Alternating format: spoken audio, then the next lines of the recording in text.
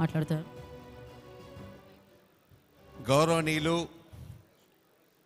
మంత్రి గారు, ముఖ్యంగా మా సినిమా ఆటోగ్రఫీ మంత్రి గారు,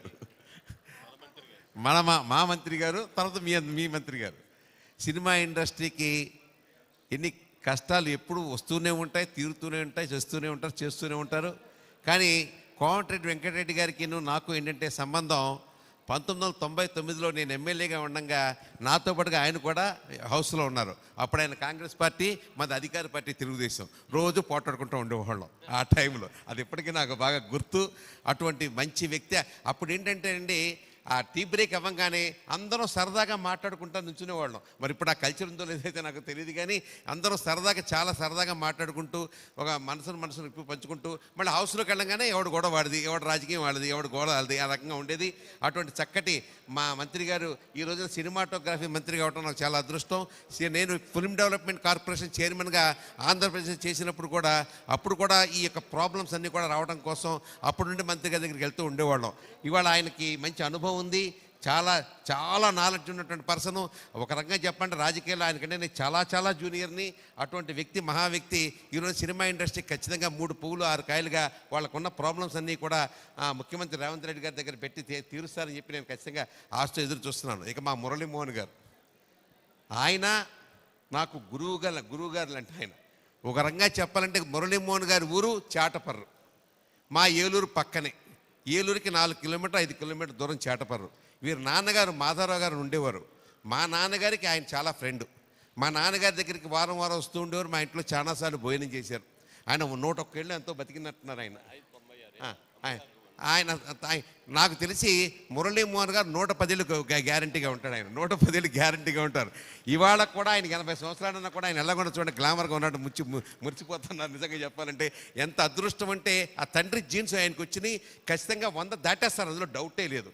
నేనేంటంటే అనేది ఇవాళ 50 సంవత్సరాలు ఇండస్ట్రీకి వచ్చి, ఇండస్ట్రీ అంటే అండి ముళ్ళ మధ్యలో నుంచి నడుచుకుంటూ వెళ్ళాలి. ఎవరు ఎప్పుడు కాటేస్తారో తెలియదు, ఎవరు మనస్తత్వం ఏ రకంగా ఉంటుందో తెలియదు.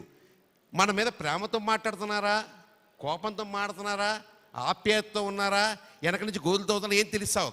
ఆ సినిమా ఇండస్ట్రీనే అలాంటిది. అటువంటి దాంట్లో 50 సంవత్సరాలు లాక్కి వెళ్ళాడంటే ఈయన ఎంత మంచి మనసు కాకపోతే లాక్కెళ్ళగలుగుతారు చెప్పండి. ఒక చిన్న ఆర్టిస్ట్గా బయలుదేరి నాకు ఇప్పటికీ మర్చిపోలేండి ఆ వారాలబ్బాయి సినిమా. ఇప్పటికీ కూడా మర్చిపోలేని ఈయన చేసిన అద్భుతమైన సినిమాల్లో, ఈయన యాక్ట్ చేసిన సినిమాల్లో అద్భుతమైన సినిమాలు ఉన్నాయి. అంటే నేనేది ఏంటంటే అంత మంచి విషనాగుల మధ్యలోకి వెళ్తూ జీవితాన్ని 50 సంవత్సరాలు తీసుకెళ్ళి టీవీలో కానీ, ఓటీటీలో కానీ, సినిమాలో కానీ అనేక రంగాల్లో తీసుకెళ్తూ అటు రాజకీయ నాయకుడిగా మా రాజమండ్రికి పక్కన, మాకున్న రాజమండ్రి పక్కన ఎంపీగా ఈయన చేశారు. ఈయన చేసిన అభివృద్ధి, ఎంపీగా రాజమండ్రిలో చేసిన అభివృద్ధి ఇప్పటికి కూడా కళ్ళకు కట్టినట్టు కనబడుతూ ఉంది. ఒక కమిటెడ్గా చేశాడు ఆయన. ఎంపీగా అయిన తర్వాత నేను ఎక్కడ హైదరాబాద్లో కూర్చుంటాను, నాకేం సంబంధం అనకుండా అక్కడ ఇల్లు కట్టుకుని అక్కడే కాపురం పెట్టాడు మన మురళీమోహన్ గారు. అటువంటి కమిటెడ్ వ్యక్తి మురళీమోహన్ గారు. అటు రాజకీయంగానూ మంచి పేరు తెచ్చుకున్నారు, ఇటు సినిమా ఇండస్ట్రీలో మంచి పేరు తెచ్చుకున్నారు. దాసరి నారాయణరావు గారు, మురళీమోహన్ గారు వీళ్ళంతా కూడా తలలో నాలుకలాగా ఎవరికి ఏ కష్టం వచ్చినా కూడా వెంటనే ముందుకొచ్చి చేసే స్వభావం ఉన్నటువంటి ఒక వ్యక్తి. దాసరి నారాయణ పెద్ద వెళ్ళిపోయినా కూడా మురళీమోహన్ గారి వాళ్ళ మా అందరికి కూడా పెద్దగా ఉన్నారు. అన్ని కష్ట సుఖాలు తెలుసు, ఒక నడిచే చరిత్ర ఆయన. అటువంటి మహానుభావుడికి ఈ రోజున నటసింహ చక్రవర్తి కదా, నటసింహ చక్రవర్తి, నల్ల పేరుదా అది. అంత మంచి పేరు ఆయనకి ఇవ్వడం అనేది చాలా అదృష్టం. నిజంగా విష్ణుని మెచ్చుకోవాలయ్యా. ఆ విష్ణు ఏంటంటే ప్రతి సంవత్సరం చేస్తూనే ఉంటాడు. ఎక్కడి నుంచి తెస్తాడో డబ్బులు, ఏం చేస్తాడో తెలియదు, డబ్బులు ఉన్నాయో లేదో తెలియదు, ఖర్చు పెట్టేస్తాడు, తీసుకొస్తాడు, భారీగా ప్రోక్షణ చేస్తాడు. 3 స్టార్ హోటల్స్లో 4 స్టార్ హోటల్స్లో మీటింగ్స్ పెడుతుంటాడు విష్ణు. ఇంత పక్క వాప అతను నిజంగా మెచ్చుకోవాలి. ఎందుకంటే ఇలాంటి ఫంక్షన్స్ చేయాలంటే చాలా కష్టం అండి. ఇవాళ ఏమైపోయిందంటే అవార్డులు ఫంక్షన్ చేస్తే అవార్డు తీసుకుని వస్తున్నారు తప్ప ఇండస్ట్రీలో ఎవరు రావట్లా. ఇదేంటో విచిత్రం, నాకు అర్థం కాదు. ఇద్దరికి సినిమా ఇండస్ట్రీలో అవార్డు ఇస్తున్నారంటే అందరూ ఆర్టిస్టులు వచ్చేవారు, ఓ పండగగా జరిగేది. ఇవాళ బాధ అయిపోతుంది. సినిమా అవార్డు ఫంక్షన్కి వెళ్తుంటాం మేము, వెళ్తే చాలా బాధగా ఉంటుంది. ఎవడైతే అవార్డు తీసుకుంటారో వాళ్ళు మాత్రం వస్తారు, మిగతా ఇండస్ట్రీ ఎవరు రావట్లా. నేను ఇందాక చెప్పాను కదా, ఇది ఒక ముళ్ళ పొద.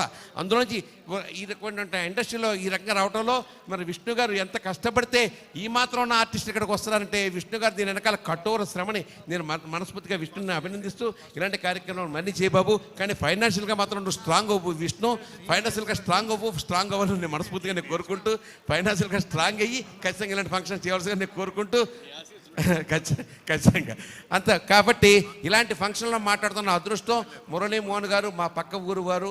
ఆయన ఒక ఎంపీగా ఇందాక చెప్పినట్టుగా ఎంతో మంచి పేరు తెచ్చుకుంటుంటే ఆయన వ్యక్తి, ఆయన ఒక పెద్ద ఆయన ఆశీర్వచనాలు అందరికీ ఉండాలని చెప్పేసి భగవంతుడు ఆయనకి ఆయురారోగ్య భోగభాగ్యాలు కలగజేయాలని చెప్పేసి మంత్రిగా ఉన్నటువంటి కోమరెడ్డి రెడ్డి గారు మాకు ఖచ్చితంగా మా ఇండస్ట్రీ కావాల్సిన సహాయ సహకారాలు అందిస్తారని చెప్పి నేను మనస్ఫూర్తిగా నమ్ముకుంటూ సెలవు. నమస్కారం.